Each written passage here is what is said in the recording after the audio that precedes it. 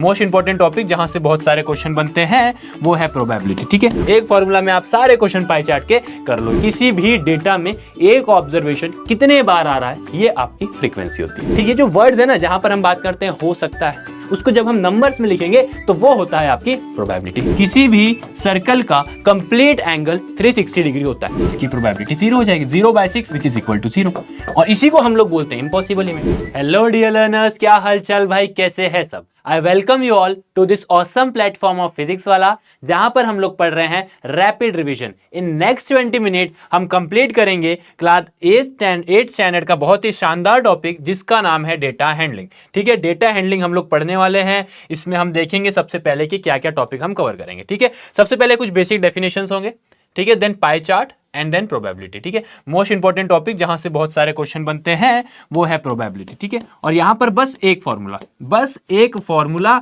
और आपके सारे खत्म, सारे क्वेश्चन खत्म। ठीक है, एक फॉर्मूला और आपके सारे क्वेश्चन खत्म। एक फॉर्मूला में आप सारे क्वेश्चन पाई चार्ट के कर लोगे। कुछ बेसिक डेफिनेशंस जानेंगे, उसके बाद pie chart, then probability. Start करते हैं फटाफट। चलो, सबसे पहले डेटा क्या होता है? डेटा क्या होता है, बड़े ध्यान से सुनना। डेटा क्या होता है? Basically it is a collection of numerical value. ये एक कलेक्शन है न्यूमेरिकल वैल्यू का जो हमें कुछ इंफॉर्मेशन दे। तो बेसिकली अगर मैं डेटा के बारे में बात करूं, जब हम न्यूमेरिकल्स को कलेक्ट करते हैं, जब हम कुछ भी नंबर्स को कलेक्ट करते हैं जो हमें कुछ इंफॉर्मेशन दे, बेसिकली ये मोस्ट इंपॉर्टेंट थिंग है यहां पर, जो हमें कुछ ना कुछ इंफॉर्मेशन दे, उसे हम क्या बोलते हैं? डेटा। ठीक है सर, उसके बाद आता है सर ऑब्जर्वेशन। कि सर ऑब्जर्वेशन क्या होता है? ऑब्जर्वेशन क्या होता है, बड़े ध्यान से सुनना। डेटा का मैं हर एक चीज को मैं एक एक करके आगे समझाऊंगा, बट अभी आप डेफिनेशन समझो कि sir what is observation. Every numerical value, data के हर एक न्यूमेरिकल वैल्यू को हम ऑब्जर्वेशन बोलेंगे। फॉर एग्जांपल मैं लिखता हूं 7, 8, 9, 2 और 3। फॉर एग्जांपल ये एक डेटा है जो हमें कुछ इंफॉर्मेशन दे रहा है, मान लेते हैं। तो इसका ये एक ऑब्जर्वेशन होगा, इसका ये एक ऑब्जर्वेशन होगा, इसका ये एक ऑब्जर्वेशन होगा, इसका ये एक ऑब्जर्वेशन होगा, और ये एक ऑब्जर्वेशन। ठीक है, सो बेसिकली ऑब्जर्वेशन होता क्या है? डेटा का हर एक न्यूमेरिकल वैल्यू को हम बोलते हैं ऑब्जर्वेशन। क्लियर है सर? उसके बाद आता है रेंज।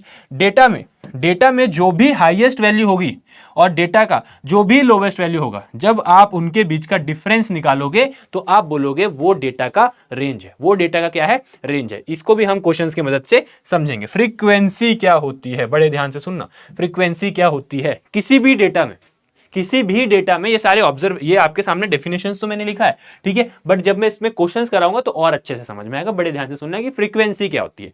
किसी भी डेटा में एक ऑब्जर्वेशन कितने बार आ रहा है, ये फ्रीक्वेंसी होती है। चलो सर, आपने डेफिनेशन तो बता दी, एक बार आप क्वेश्चंस की मदद से समझा दो तो समझ में आएगा। ठीक है, सबसे पहले ये एक डेटा है।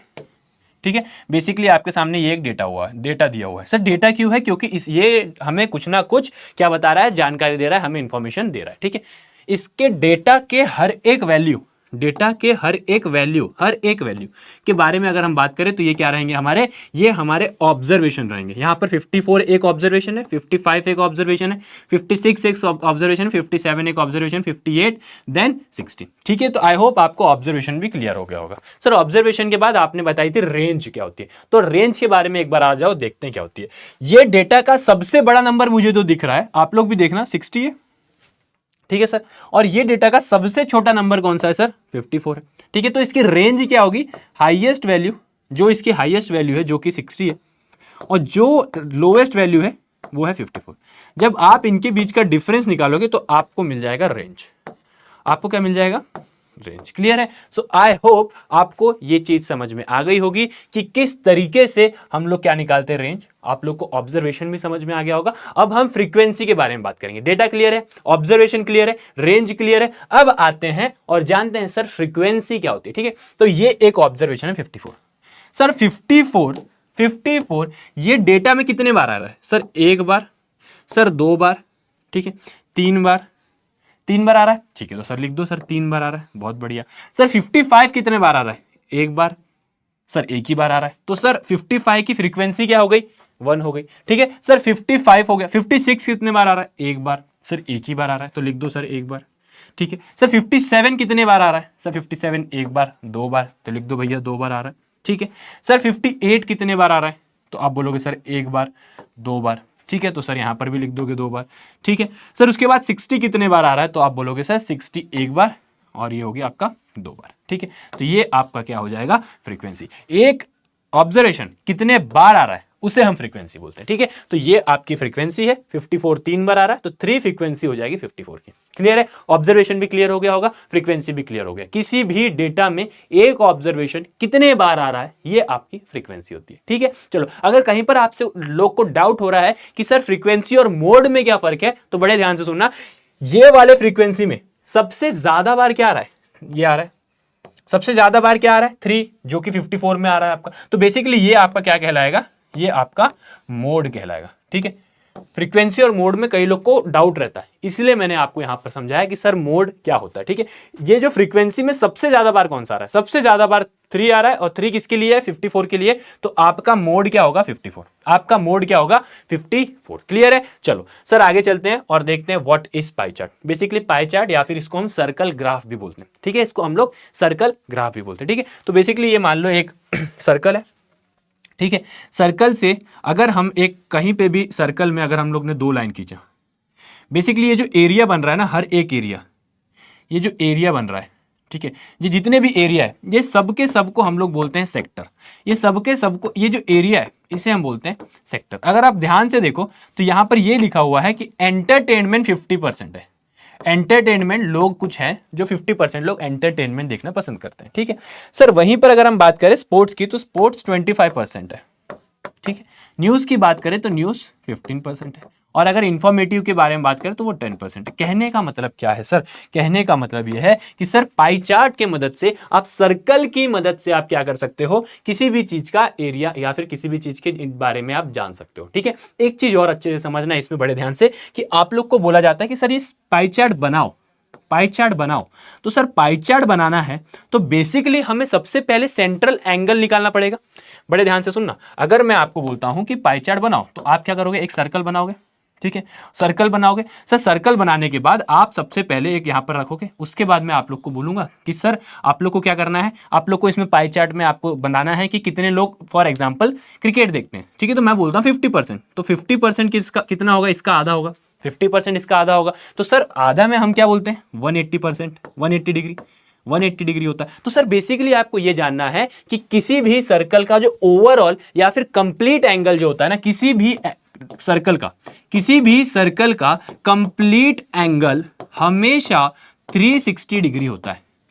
किसी भी सर्कल का कंप्लीट एंगल 360 डिग्री होता है, ठीक है। अब इसके मदद से हम लोग सेंट्रल एंगल निकालेंगे, मतलब ये सेंट्रल में ये कितना एंगल बन रहा है, अगर हमें ये निकालना है तो हम सेंट्रल एक फॉर्मूला से समझेंगे। अगर मुझे ये वाला एंगल निकालना है कितना है, तो मैं एक फॉर्मूला से निकालूंगा। ये वाला एंगल निकालना है तो मैं एक फॉर्मूला से निकालूंगा, और वो फॉर्मूला कौन सा है, वो फॉर्मूला है आपके सामने, ये बहुत इंपॉर्टेंट फॉर्मूला है, बड़े ध्यान से देखना, बड़े ध्यान से समझना।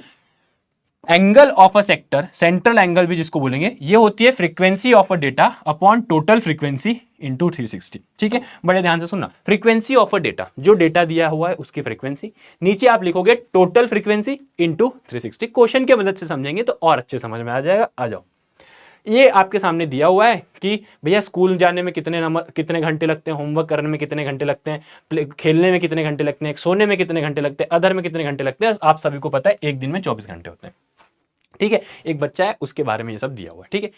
तो हम लोग को इसका सेंट्रल एंगल निकालना है, क्योंकि हमें पाई चार्ट निकालना है, क्योंकि हमें पाई चार्ट बनाना। बड़े ध्यान से देखना, बच्चा अगर स्कूल जा रहा है तो वो 7 घंटे स्कूल में लगा रहा है, ठीक है। तो फॉर्मूला क्या है, 7, जो हमारा डेटा दिया हुआ है, देखो 7 ऊपर क्या लिखा है, frequency of a data.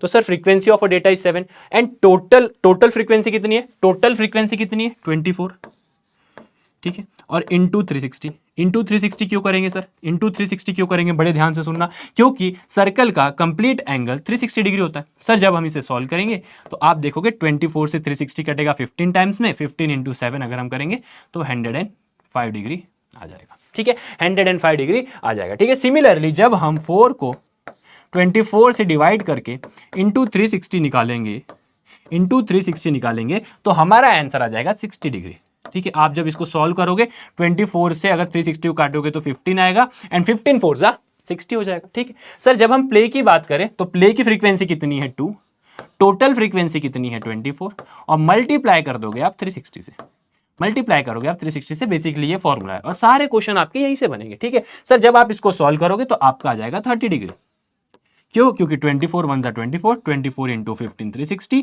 2 into 15 30। ठीक है, सिमिलरली अगर हम 8 की बात करें, 8/24 इंटू 360, तो आपका आंसर आ जाएगा 120 डिग्री, 120 डिग्री। और अगर हम अदर्स की बात करें, 3/24 इंटू 360, तो आपका आ जाएगा 45 डिग्री, आपका क्या आ जाएगा 45 डिग्री। तो बेसिकली आपको सेंट्रल एंगल मिल गया। आप इसको जब काउंट करोगे ना, सबको जब ऐड करोगे ना, आप ये देखोगे कि भैया ये सारे के सारे आपके क्या दिए हुए हैं, ये आपके सेंट्रल एंगल दिए हुए हैं। अब आपको पाई चार्ट बनाना है, तो बस आ जाओ, एक ऐसा पाई चार्ट बनाना, एक सर्कल लेना, सर्कल को पकड़ के ऐसा बना देना, और एक सेंट्रल, जो भी सर्कल का सेंट्रल रहेगा वहां से एक ऐसा रेडियस बना देना। बस पहला काम कर दिया। उसके बाद आप लोग को लेना है अपना क्या, प्रोटेक्टर। उसके बाद आप लोग क्या लोगे, अपना प्रोटेक्टर। ठीक है, तो आप लोग के पास जो भी प्रोटेक्टर रहेगा वो आप प्रोटेक्टर लेंगे, प्रोटेक्टर को यहां से उठाएंगे, यहां रखेंगे, एकदम बीचों बीच में रखेंगे, और वहां से आपको सबसे पहले क्या लगाना है, 105 डिग्री। तो सर 105 जो मुझे दिख रहा है वो है ये सर 105 डिग्री। ठीक है, तो सबसे पहले मैं क्या करूंगा, यहां से एक लाइन बनाऊंगा। ठीक है, तो आप लोग भी आ जाओ, एक लाइन बना लो सर यहां से। सर लगभग कुछ ऐसा बनेगा। ठीक है, 105। ठीक है, अब सर उसके बाद, ठीक है, इसको कंटिन्यू करते हैं। सर 105 के बाद कितना बनाना था, 105 डिग्री के बाद हमें कितना बनाना था, बड़े ध्यान से देखना। 105 के बाद हमें 60 डिग्री बनाना था। ठीक है, तो आप यहां पर रखोगे इस तरीके से।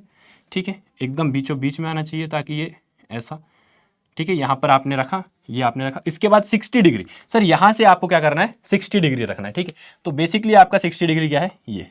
ठीक है, आप देख सकते हो ये आपका क्या होगा, ये आपका होगा 60 डिग्री। ठीक है, तो आप इसको साइड करना, अब यहां पर से आप 60 डिग्री बना देना, इस वाले लाइन से पकड़ के इस तरीके से 60 डिग्री। ठीक है, 60 के बाद कितना था सर, 30 था। सर 60 के बाद कितना था, 30 था। ठीक है, तो इस तरीके से यहाँ पर रखोगे आप, यहाँ पर एकदम सेंटर में। ठीक, जो आपका लाइन है वहाँ पर 0 मैच करोगे, और यहाँ पर आप लगा दोगे ये है आपका 30। ठीक है, तो ये 30 में भी आप एक लाइन इस तरीके से, जो भी आपका लाइन रहेगा वो बना दोगे। ठीक है, सर 30 के बाद कितना था सर, 30 के बाद आप देखोगे 120, 30 के बाद आप देखोगे सर 120। ठीक है, तो बस कुछ नहीं, यहाँ पर रखना सेंटर में, उसके बाद इसको 0 से मैच करना, एंड एट द एंड आप यहाँ पर क्या लगा दोगे, 120। ठीक है, तो ये आपका यहाँ पर कुछ आएगा 120। ठीक है, तो इस तरीके से आप क्या करोगे, 120 को मिलाओगे, और आपका आंसर पाई चार्ट रेडी, आपका पाई चार्ट रेडी हो जाएगा। ये है आपका 105 डिग्री। ठीक है, अरे वाह सर 105 डिग्री। सर उसके बाद ये था आपका 60 डिग्री, सर ये था आपका 30 डिग्री, ये था आपका 120 डिग्री, और ये बचा वाला आपका रहेगा 45 डिग्री। ये आपका पाई चार्ट बन गया। यहां पर आप लिख देना ये किस किस के लिए था, रेडी। ठीक है, आई होप आपको प्रोटेक्टर कैसे यूज करते हैं ये आता होगा। तो इस तरीके से आप पाई चार्ट बना सकते हो with the help of formula. ठीक है, चलो सर उसके बाद देखते हैं प्रोबेबिलिटी होती क्या है। सर व्हाट इज प्रोबेबिलिटी, तो probability is nothing but the number of possible outcome upon total number of outcome. आप लोग ने डेली लाइफ में सुना होगा, हो सकता है कि भैया आज बारिश होगी, हो सकता है कि इंडिया टॉस जीत जाए, उम्मीद है कि भैया आज बारिश हो जाए, उम्मीद है कि आज बारिश ना हो। तो ये जो वर्ड्स है ना, जहां पर हम बात करते हैं हो सकता है, उम्मीद है, शायद से, जब हम पक्के बात नहीं करते, एकदम मतलब ऐसा होता है ना कि फिक्स बात ना करें, तो वहां पर आपका क्या आता है, वहां पर आपका कॉन्सेप्ट आता है प्रोबेबिलिटी का। उसको जब हम नंबर्स में लिखेंगे ना, उसको जब हम नंबर्स में लिखेंगे तो वो होता है आपकी probability. With the help of example कुछ हम समझेंगे प्रोबेबिलिटी आपके बुक्स में, आपके क्वेश्चंस में किस तरीके से पूछे जाएंगे। ठीक है, so probability of a event is the number of possible outcome, जो भी पॉसिबल आउटकम रहेगा वो upon total number of outcome. Basically ये फॉर्मूला है, और ये फॉर्मूला से मैं बता रहा हूं आपको 8 9 10 जितने भी क्वेश्चंस होंगे सब सॉल्व कर लोगे। ये फॉर्मूला बस आपको पता होना चाहिए। एंड ये भी याद रखना है कि प्रोबेबिलिटी हमेशा 0 से 1 के बीच में रहेगी। अगर 0 आता है तो इसका मतलब होता है वो इम्पॉसिबल इवेंट है, वो चीज होगी ही नहीं, वो चीज होगी ही नहीं। ठीक है, अगर किसी भी चीज की प्रोबेबिलिटी 0 आती है तो आप बोलोगे वो इम्पॉसिबल इवेंट। ठीक है, चलो सर कुछ क्वेश्चंस देखेंगे। When a coin is throne, sir आप मुझे ये बताओ, जब आप किसी कॉइन को फेंकोगे तो वो नीचे आएगा, या तो हेड होगा या तो टेल होगा, या तो हेड होगा या तो टेल होगा। तो भैया आपके आउटकम क्या है, आपके आउटकम क्या है, आप बोलोगे सर या तो हेड होगा, बहुत बढ़िया, या तो टेल होगा। मैंने बोला ठीक है, मैं बोलता हूं हेड आने की संभावना क्या है, हेड आने की प्रोबेबिलिटी क्या है। तो सर प्रोबेबिलिटी का डेफिनेशन क्या था कि सर जो आप जिसकी बात कर रहे हो ना, यहां देखना क्या है, number of possible outcome, number of possible outcome is 1, and sir total number of outcome कितने हैं, 1 और 2, 1 और 2, तो आप बोलोगे सर 1/2। ठीक है, sir what is the probability of getting tail, sir tail आने की प्रोबेबिलिटी क्या है, सर जिसके बारे में बात कर रहे हैं वो कितने बार आएगा, एक बार, total number of outcome 1/2।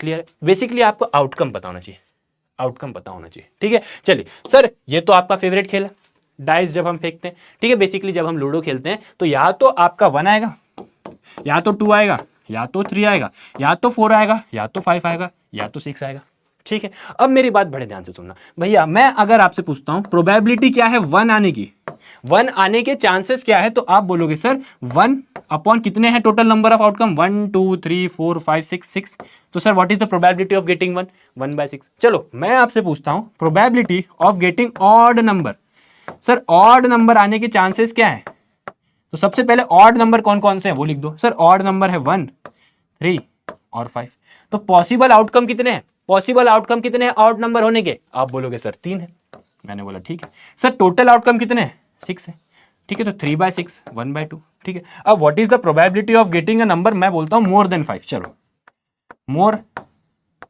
Then 5, 5 से ज्यादा आने के चांसेस क्या है, तो भैया 5 से ज्यादा क्या आएगा, 6 आएगा, 5 से ज्यादा क्या आ सकता है, 6 आएगा, तो भैया टोटल आउटकम, पॉसिबल आउटकम कितने हैं 1, और टोटल आउटकम कितने 6, 1/6। चलो एक क्वेश्चन में बोलता हूं what is the probability of getting more than 7, more than 7, 7 से ज्यादा आने की संभावना क्या है, तो भैया मुझे बताओ, 7 से ज्यादा नहीं, मैं बोलता हूं 6 से ज्यादा, तो आप बोलोगे सर 6 से ज्यादा तो आ ही नहीं सकते। सर जब हम खेलते हैं क्या लूडो या फिर स्नेक्स, जो भी सांप सीढ़ी आप लोग खेलते हो, तो भैया 6 से ज्यादा तो कुछ आ ही नहीं सकता, ठीक है। तो इसकी प्रोबेबिलिटी क्या है, इसकी प्रोबेबिलिटी 0 हो जाएगी, 0/6 विच इज इक्वल टू 0, और इसी को हम लोग बोलते हैं इम्पॉसिबल इवेंट, इसी को हम लोग बोलते हैं इम्पॉसिबल इवेंट। आई होप आपको ये चीज समझ में आ गई होगी, ठीक है। सर यहाँ पर हम देखेंगे अ डेक ऑफ कार्ड, ठीक है, इसको हम बोलते हैं अ डेक ऑफ कार्ड, ठीक है, जहां पर ये होता है आपका क्लब, इसे हम बोलते हैं क्लब, इसे हम बोलते हैं डायमंड, इसे हम बोलते हैं स्पेड, और इसे हम बोलते हैं हार्ट। सबसे पहले आपको यह पता होना चाहिए टोटल कार्ड्स जो होते हैं ना, टोटल कार्ड्स जो होते हैं ना, वो होते हैं 52। तो बेसिकली आपके टोटल आउटकम कितने हो जाएंगे, टोटल आउटकम आपके हो जाएंगे 52। बस अब आपको इसमें पता होना चाहिए कि कितने कार्ड कौन से होते हैं, तो उसके लिए आ जाओ, मैं आपको बताता हूं कि कौन से कार्ड कितने होते हैं। जितने भी आपके ये वाले कार्ड्स होते हैं ना, ये क्लब हो गया, डायमंड हो गया, स्पेड हो गया, हार्ट हो गए, ये पूरे 13 होते हैं, इक्वल 13 13 13 13 13 और 13 कर लो, 13 4 जा 52 हो गया, 13 4 जा 52। तो बेसिकली आपके क्लब्स कितने होंगे, आप बोलोगे सर क्लब्स होते हैं 13, ठीक है। तो what is the probability of getting a club, club मिलने की प्रोबेबिलिटी क्या होगी, तो आप बोलोगे सर जो हमारा पॉसिबल आउटकम है वो है 13 और टोटल आउटकम है हमारा 52, तो सर आंसर हो जाएगा हमारा 1/4।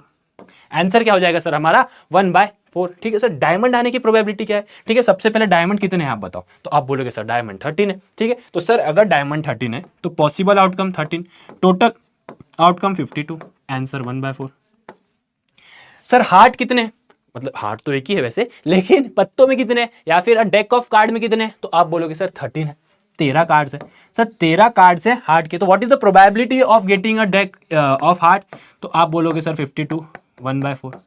चलो आ जाओ, सर स्पेड कितने, तो आप बोलोगे सर ये भी 13 है, तो सर इसकी प्रोबेबिलिटी क्या होगी 13/52 which is equal to 1/4, simple, which is equal to 1/4। चलो आ जाओ, सर नंबर कार्ड कितने, वेरी इंपॉर्टेंट, नंबर कार्ड कितने हैं, तो बड़े ध्यान से देखना, नंबर कार्ड आपके चालू होते हैं 2 से लेके 2, बड़े ध्यान से देखना कौन कौन से नंबर होते हैं आपके, 2 3 4 5 6 7 8 9, ठीक है, यही होता है, यही होता है। बड़े मेरे को ये बताओ कि 1 तो नहीं होता, इक्का वो तो एज होता है, ठीक है, फिर 2 से चालू होता है, 3 4 5 6 7 8 9, ठीक है, 9 के बाद 10 भी आता है, ठीक है, और 10 के बाद क्या आएगा, जोकर आ जाएगा, ठीक है। तो ये तो नंबर कार्ड नहीं है। नंबर कार्ड कितने होंगे, बड़े ध्यान से देखना, 1 2 3 4 5 6 7 8 9, कितने हैं सर, 9 है। तो सर 9 क्लब के रहेंगे, 9 ब्लैक के रहेंगे, 9 हार्ट के रहेंगे और 9 स्पेड के रहेंगे। तो बेसिकली आप क्या बोलोगे, कितने हैं टोटल नंबर कार्ड, 9 4 जा 36, कितने हो जाएंगे सर 36। तो आप यहां पर क्या करोगे 36/52, क्या करोगे सर आप यहां पर 36/52। सर फेस कार्ड कितने होंगे, तो सर फेस कार्ड कितने होते हैं, JKL, ये JKL नहीं होता सर, JK और Q, ठीक है, ये जैक होता है, ये किंग होता है और ये क्वीन होता है, ठीक है। तो ये आपको दिख जाएंगे कितने, 3, सर ये 3 क्लब में दिखेंगे, 3 डायमंड में दिखेंगे, 3 हार्ट में दिखेंगे और 3 स्पेड में दिखेंगे, ठीक है, ये आपको इस तरीके से मिलेंगे। तो टोटल कितने हो जाएंगे सर, ये 12 हो जाएगा। तो आप यहां पर लिखोगे 12/12, 52। इसको सिंपल फॉर्म में आप लोग लिख लेना। सर इक्के कितने होते हैं? 4 ही होते हैं, सबके एक एक, क्लब के एक, डायमंड के एक, हार्ट के एक और स्पेड के एक। तो आप यहाँ पर लिखोगे 4 और यहाँ पर लिखोगे 4/52 which is equal to 1/13, simplest form. Sir black card कितने होंगे? तो बड़े ध्यान से देखना, ब्लैक कार्ड कितने होंगे? सर यहाँ पर 13 और यहाँ पर 13, 13 + 13 26, तो यहाँ पर आप लिखोगे 26। तो इसकी प्रोबेबिलिटी क्या होगी? 26/52 विच इज इक्वल टू 1/2। ठीक है सर, रेड कार्ड कितने होंगे? सर ये भी 26 होंगे, तो ये कितने हो जाएंगे आपके? 26/52 विच इज इक्वल टू 1/2। तो बेसिकली आई होप आपको समझ में आ गया होगा कि प्रोबेबिलिटी में क्वेश्चन क्या पूछा जाता है। इसका मोस्ट इंपॉर्टेंट फॉर्मूला ये है कि number of possible outcome upon total number of outcome. बस अगर आपको ये पता है ना, और कार्ड में बहुत सारे कंफ्यूजिंग होते हैं कि सर कौन से कार्ड कितने होते हैं, तो ये मैंने आप लोग को आपके सामने समझा दिया कि कौन से कार्ड कितने होते हैं। ठीक है, आई होप आपको समझ में आ गया होगा। ये आपके सामने मैंने 2 होमवर्क दिया है, इसका जवाब आपको कमेंट सेक्शन में देना है। आई होप आपको क्लास समझ में आई होगी। हमने कम से कम समय में पूरा क्लास खत्म करने की कोशिश की है। ठीक है, thank you so much, take care.